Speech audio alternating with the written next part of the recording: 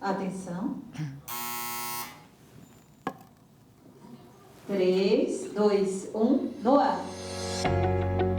Olá, mais uma vez aqui estamos com o nosso programa Alinhando os Ponteiros. Isto mesmo, convidando você a vir conosco tomar as Escrituras. Vamos lê-la, vamos estudar e vamos ver como está a nossa vida alinhada de acordo com a vontade de Deus, de acordo com a palavra do Senhor. Ah, como a palavra do Senhor nos ensina tantas coisas. Ah, como Jesus nos ensinou tantas coisas. Como precisamos aprender. Isto mesmo. E no programa de hoje vamos conversar sobre este tema. Jesus nos ensinou sobre o jejum. O que você sabe sobre o jejum? Para que jejuar? Que importância tem o jejum para a nossa vida espiritual, para o nosso viver? O que isto significa? O que isso traz de benefício para nós? Vamos ver? Deixe o seu coração aberto para Deus falar com você. O Espírito Santo vai te ensinar, pois o programa Alinhando os Ponteiros já começou.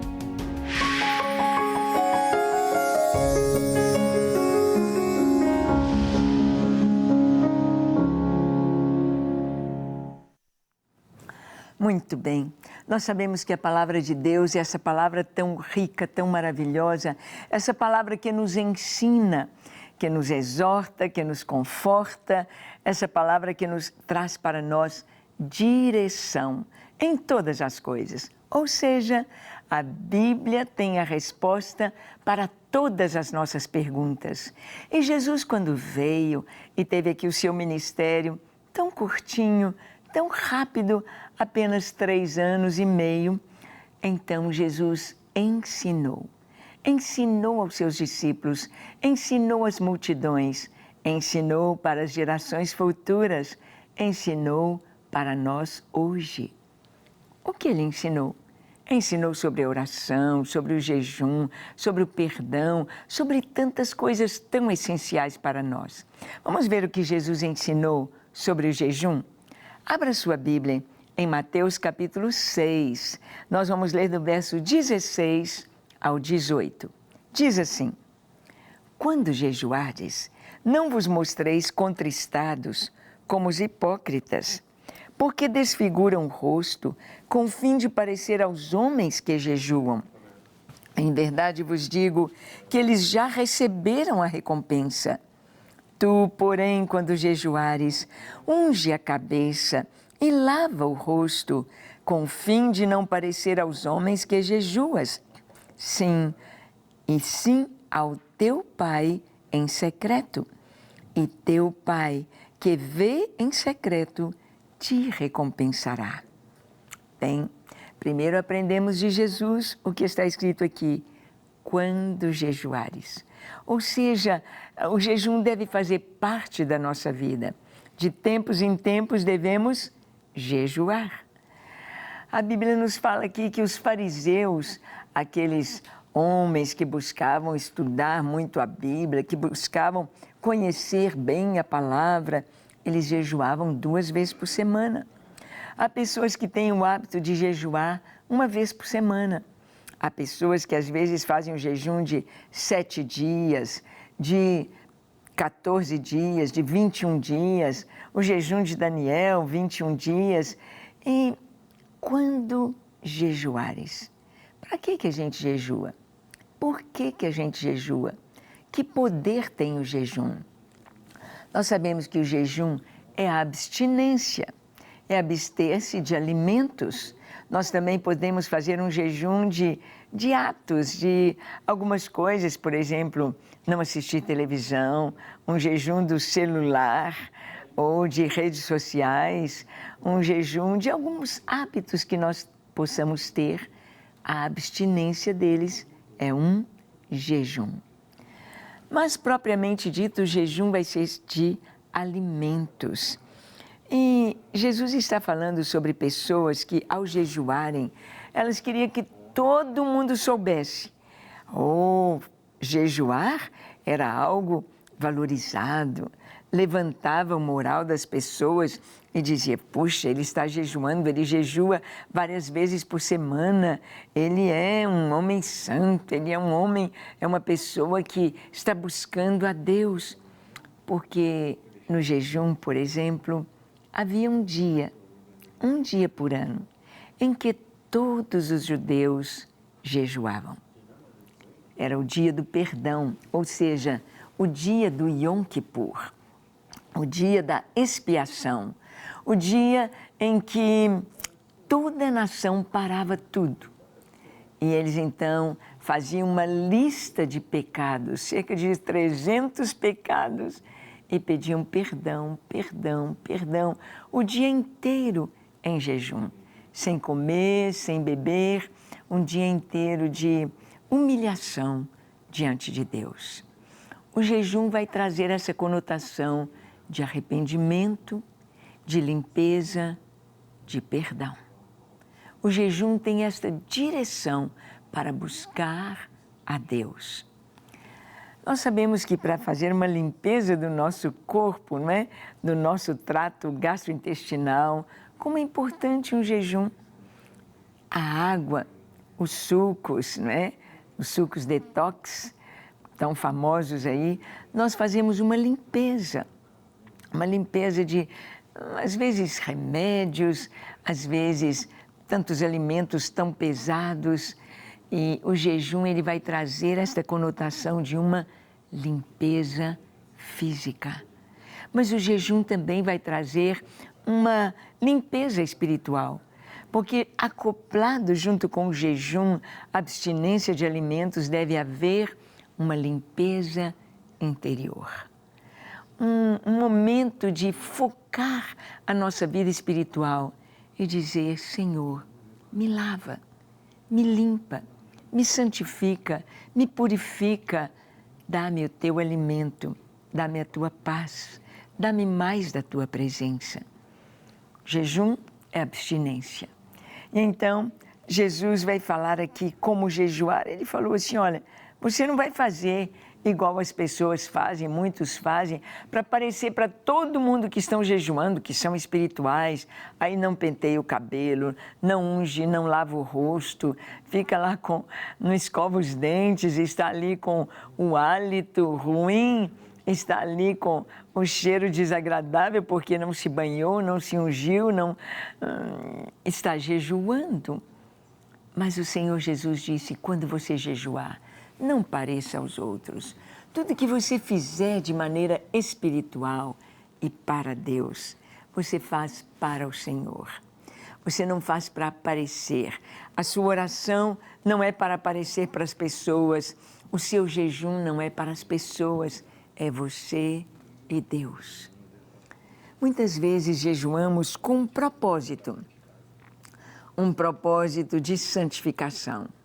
Às vezes um propósito de oração, um tempo de dedicar oração, por exemplo, pela família, pela salvação dos familiares, por exemplo, pelo seu trabalho, a sua empresa, por algo que você está começando, pelo seu ministério. Então nós acoplamos o jejum junto com a oração. E tanto o jejum quanto a oração vão nos trazer esse entendimento de humilhação diante de Deus, de dependência do Senhor. É importante jejuar? Sim. Devemos jejuar? Sim. É importante para o nosso corpo, é importante para a nossa alma, é importante para a nossa vida espiritual.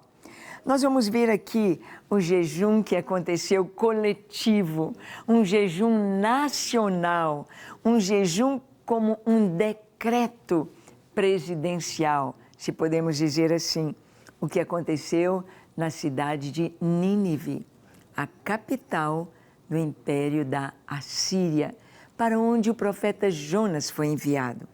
Está escrito em Jonas capítulo 3, do verso 5 ao 10. Os ninivitas creram em Deus e proclamaram um jejum, e vestiram-se de panos de saco, desde o maior até o menor.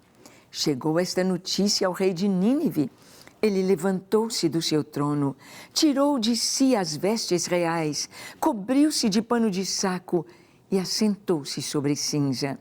E fez proclamar e divulgar em Nínive, por mandado do rei e dos seus grandes, nem homens, nem animais, nem bois, nem ovelhas provem coisa alguma, nem os levem ao pasto, nem bebam água.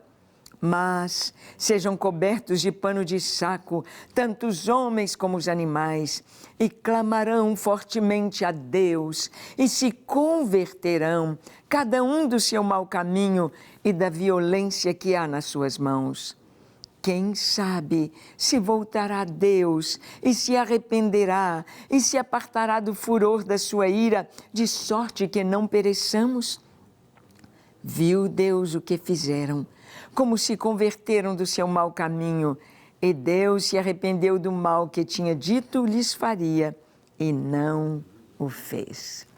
Bem, esta é a linda história do profeta Jonas. Jonas vai à cidade de Nínive para anunciar àquele povo que eles estavam condenados, para anunciar que a cidade seria destruída, para dizer dentro de 40 dias e Nínive já não existirá, tudo vai ruir por terra, toda a cidade morrerá, tudo será destruído. E o que aconteceu? Eles perguntavam, quem é este homem? Quem é este profeta? Jonas era o profeta fujão. Eles ficaram sabendo que Jonas não queria pregar em Nínive, que Jonas tinha fugido da vontade de Deus, do Deus de Israel. E Jonas fora engolido por um peixe e depois vomitado em terra, algo tão extraordinário, tão maravilhoso, que o testemunho de Jonas é que fez com que o povo entendesse que eles estavam perdidos, que eles seriam mortos, que o Deus de Israel era este Deus tão grande, tão maravilhoso, tão poderoso e que deveria ser temido. Naturalmente, os ninivitas sabiam da história do Egito, como que o Egito foi totalmente destruído pelas 10 pragas, porque o faraó não creu em Deus, o faraó não levou a sério a proposta de Deus de deixar o povo sair do Egito. Então, o Egito ficou arruinado, desde a água transformada, a água feita sangue, a morte no rio Nilo, desde trevas sobre a terra, desde piolhos e gafanhotos, e chuva de granizo, e úlceras nos animais e nos homens, tantas coisas aconteceram, e rãs e moscas, e o faraó só creu. Só deixou o povo ir quando o seu primogênito e todos os primogênitos no Egito foram mortos pelo anjo do Senhor. Então, os ninivitas, pelo texto aqui, eles mesmos começaram a jejuar. Deus, tem misericórdia, Deus de Israel, por favor, nos perdoe, nos perdoe. Qual era o pecado mais grave de Nínive? Violência, maldade, perversidade. Eles eram famosos pelo modo como tratavam com tanta dureza, com tanta perversidade os seus prisioneiros, principalmente prisioneiros de guerra. Então, para Jonas, esse povo morrer era um alívio para a humanidade. Mas Deus ama cada pessoa. O pior homem do mundo não é nosso inimigo, mas nós precisamos de estar centrados em Deus. Nós vemos então que os ninivitas jejuaram e o rei baixou um decreto. O rei desceu do trono quando soube da história, quando soube da palavra de Jonas. O rei desce do trono, o rei veste pano de saco, um tecido grosseiro, escuro, e ele se assenta sobre a cinza, ele se humilha e ele baixa um decreto: ninguém come nada, ninguém bebe água, tanto os homens quanto os animais. Quem sabe o Deus de Israel vai ter piedade, misericórdia de nós e nos livrará de toda condenação. E a palavra de Deus nos diz que Deus viu a atitude daquele povo. Deus viu a atitude daquele rei. Deus viu a humilhação daquele povo chorando diante dele, pedindo perdão. Jejum, oração e perdão. Os três estão muito ligados. Não tem jejum sem oração. Não tem jejum sem oração, sem arrependimento. E onde há arrependimento genuíno, há perdão. Perdão.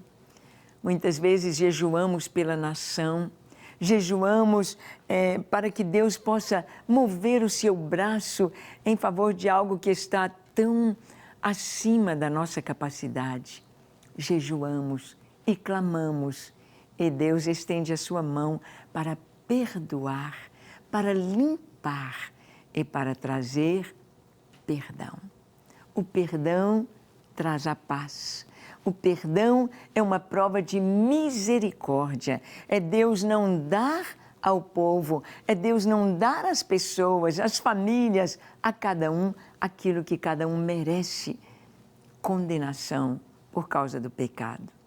O jejum é essa humilhação ligada à oração e ao arrependimento. Aqui diz a palavra que Deus se arrependeu do mal que prometeu fazer. Não é que Deus se arrependeu, porque Deus não é homem para que minta, nem filho do homem para que se arrependa. Deus é totalmente sábio, soberano, Senhor. Não é que Deus se arrependeu no sentido humano. É uma expressão para Deus, mas quem se arrependeu foi o povo. Houve uma mudança no coração do povo. Então, houve uma mudança na decisão de Deus. Todos nós estávamos condenados. Todos nós estávamos perdidos e mortos nos nossos delitos e nos nossos pecados. Todos nós merecíamos a condenação e o castigo por causa das nossas falhas, dos nossos pecados. Mas Deus fez cair sobre Jesus a nossa culpa. Jesus pagou pelos nossos pecados. O seu sangue derramado ali no Calvário nos trouxe o perdão legítimo, o perdão total, o perdão que nos traz limpeza, o perdão que nos faz renascer e nos tornamos filhos de Deus. Sim, nós vamos ver que o arrependimento aqui não foi de Deus. O arrependimento foi dos homens, dos ninivitas. Se arrependeram e Deus então disse, ok, era isso que eu queria. Eles se arrependeram, era disso que eu precisava, desta atitude, deste coração movido. Era isso que eu precisava. É tão lindo saber que muitas vezes há um decreto de julgamento sobre uma nação. Há um decreto de julgamento sobre uma família, sobre uma pessoa, mas quando existe o arrependimento, quando a pessoa muda a sua atitude, então Deus pode estender o seu braço para abençoar. Isso foi o que aconteceu em Nínive. Nós vamos ver aqui também uma relação entre a oração, o jejum e a revelação de Deus. Muitas vezes você pode jejuar não porque está precisando de uma bênção especial, não porque esteja buscando arrependimento de alguém ou você mesmo se arrependendo diante de Deus ou buscando pela nação. Mas muitas vezes o jejum vem acoplado à oração, buscando de Deus, Senhor, o que queres? Senhor, me ensine. Senhor, eu preciso que o Senhor abra os meus olhos para que eu possa entender, para que eu possa ver o que está acontecendo. Em Daniel, capítulo 10, do verso 11 ao 21, nós vamos ler algo muito especial. Diz assim, ele me disse, Daniel, homem muito amado, está atento às palavras que te vou dizer. Levanta-te sobre os pés, porque eis que eu te sou enviado. Ao falar ele comigo esta palavra, eu me pus em pé, tremendo. Então me disse: não temas, Daniel, porque desde o primeiro dia em que aplicaste o coração a compreender e a humilhar-te perante o teu Deus, foram ouvidas as tuas palavras. E, por causa das tuas palavras, é que eu vim. Mas o príncipe do reino da Pérsia me resistiu por 21 dias. Porém, Miguel, um dos primeiros príncipes, veio ajudar-me. E eu obtive vitória sobre os reis da Pérsia. Agora vim para fazer-te entender o que há de suceder ao teu povo nos últimos dias, porque a visão se refere a dias ainda distantes. Ao falar ele comigo estas palavras, dirigi o olhar para a terra e calei. E eis que, como uma semelhança dos filhos dos homens, me tocou os lábios. Então passei a falar e disse àquele que estava diante de mim: meu Senhor, por causa da visão me sobrevieram dores e não me ficou força alguma. Como, pois, pode o teu servo, o servo do meu Senhor, falar com meu Senhor? Porque quanto a mim não me resta já força alguma, nem fôlego ficou em mim. Então me tornou a tocar aquele semelhante a um homem e me fortaleceu e disse: não temas, homem muito amado, paz seja contigo, sê forte, sê forte. Ao falar ele comigo, fiquei fortalecido e disse: fala, meu Senhor, pois me fortaleceste. E ele disse: sabes por que eu vim a ti? Eu tornarei a pelejar contra o príncipe dos persas, e saindo eu, eis que virá o príncipe da Grécia. Mas eu te declararei o que está expresso na Escritura da verdade, e ninguém há que esteja ao meu lado contra aqueles, a não ser Miguel, o vosso príncipe. Bem, este longo texto aqui nos está falando quando Daniel se aplicou a orar, a buscar o Senhor. Ele queria saber: Deus, eu estou aqui na Babilônia, depois entrou o Império Medo-Persa, e ali estava Daniel servindo a vários reis, a vários impérios. E ele queria saber: Deus, o que vai ser do nosso povo? O que vai ser de Israel? Estamos longe da nossa terra, Jerusalém foi destruída, os muros foram derribados, as portas foram queimadas, o templo foi destruído. O que o Senhor tem para nós? Quais são os teus planos para nós? Daniel se aplicava a buscar o Senhor. Hoje, nós olhamos para o mundo, nós olhamos esse ano pós-pandemia, nós olhamos como que os governos autoritários, os governos opressores, os governos tão distantes da palavra de Deus estão dominando o mundo. Grandes nações, como os Estados Unidos, como a China, como a Rússia, nações, até mesmo Israel, com uma tendência totalmente esquerda, indo numa margem, numa direção contrária à palavra de Deus. Aceitando aborto, ideologia de gênero, aceitando tanta coisa e apregoando mesmo contra as leis. Para onde vamos? Que caminho, que rumo o mundo está tomando? Então, muitas vezes, o Senhor nos leva a orar, a jejuar, a buscar a sua face com intensidade para termos a revelação do Senhor. Deus revelou a Daniel o que ia acontecer. Deus lhe revelou sobre as 70 semanas, as 69 semanas da nação de Israel no tempo de Daniel até o tempo do Messias. E depois as 7 últimas semanas, ou a última semana, ou 7 últimos anos, com o reinado do Anticristo sobre a terra. O Senhor trouxe tudo para Daniel, depois de um jejum. Jejum, buscando a Deus. Quando nós buscamos ao Senhor, Ele nos fala, Ele nos revela, Ele nos traz a direção, ele nos mostra um mundo espiritual. Não era fácil para Daniel. Ele se sentiu fraco. Ele disse: a força foi toda embora de mim. Eu estou sem força. É claro que ele já estava mais idoso também.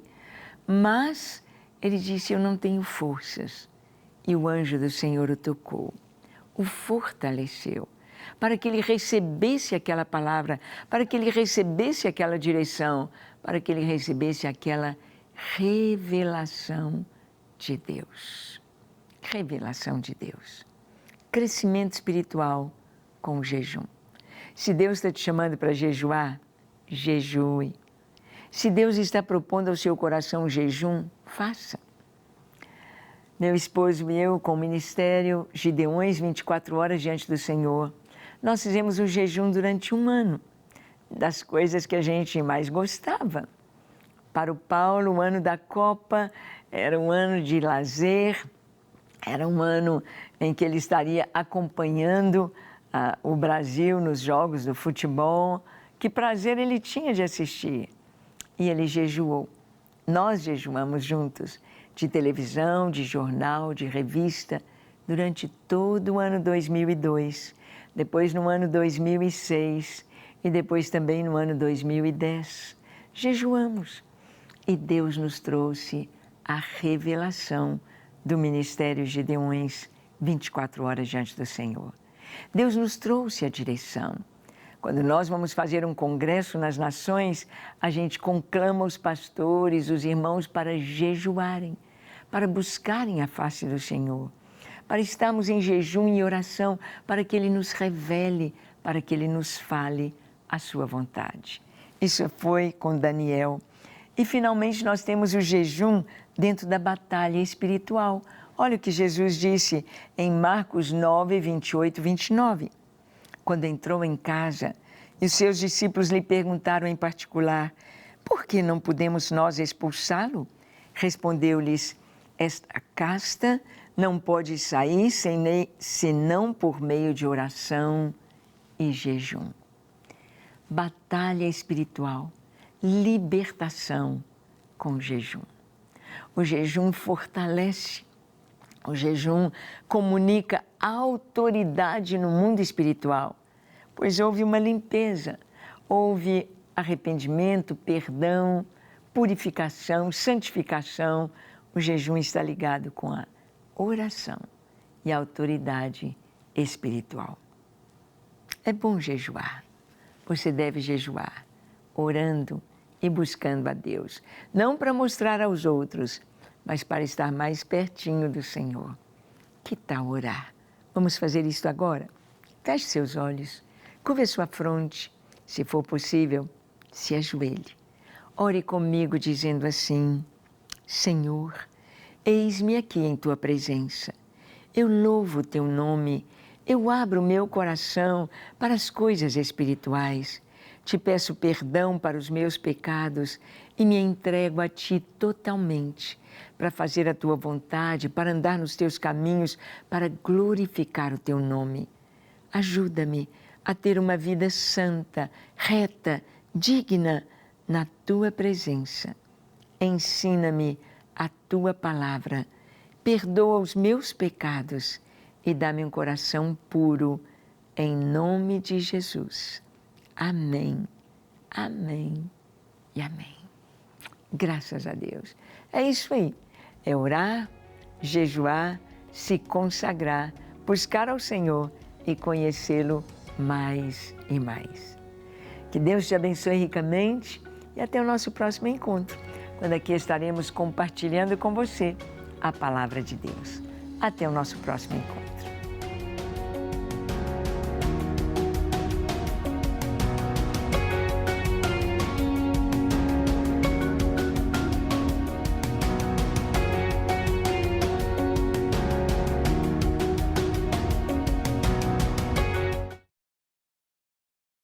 Vamos lá. Ok, pastora.